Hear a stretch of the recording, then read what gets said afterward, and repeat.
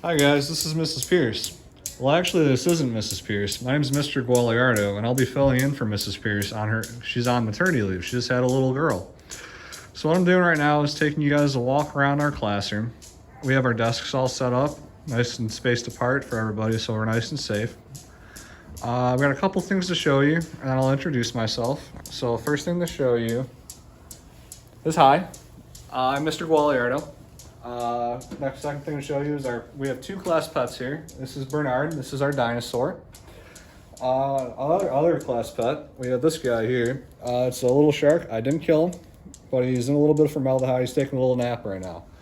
So anyways, about myself, I just graduated from Maga University. I am a bio teacher, and I just am taking Mrs. Pierce's place. A couple things I love to be outdoors. I like to fish. I like to hunt. So people think that maybe I did kill this fish, but I didn't kill this fish. I promise.